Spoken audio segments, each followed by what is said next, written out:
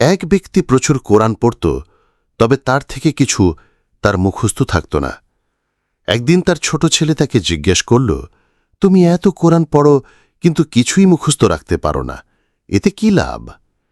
তিনি বললেন, আচ্ছা, আমি তোমাকে এই প্রশ্নটির উত্তর দিব, তার আগে তুমি এই বেতের ঝুড়িটি দিয়ে সমুদ্র থেকে পানি এনে আমাকে দেখাও। ছেলেটি বলল, এটাতে পানি ভরে আনা তো অসম্ভব ব্যাপার। লোকটি বলল, চেষ্টা করে দেখো। বেতের ঝুড়িটি কয়লা আনা নেওয়ার কাজে ব্যবহৃত হতো।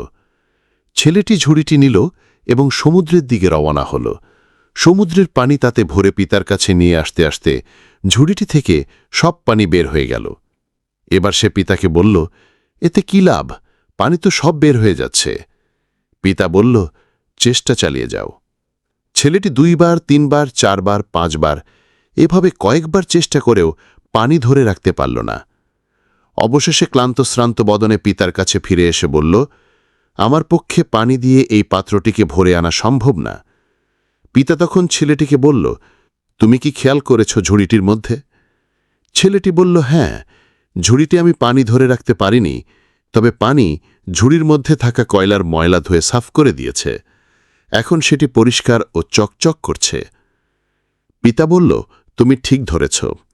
কোরআনও তোমার অন্তরের সাথে একই কাজ করে, অর্থাৎ দুনিয়া ও দুনিয়াবী কাজের কারণে তোমার অন্তর কলুষিত হয়ে যায়।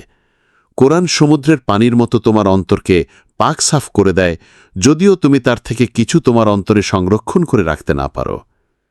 মনে রেখো, কোরআনের নাজিলকৃত প্রথম আয়াত পড়ো, মুখস্থ করো না। সুতরাং কোরআন মুখস্থ করতে না পারার কারণে শয়তান যেন তোমার মনে ওয়াসওয়াসা সৃষ্টি করতে না পারে এবং তোমাকে কোরআন পড়া থেকে দূর করতে না পারে। শাইখ আলী সাল্লাবী, হাফিজাহুল্লাহ।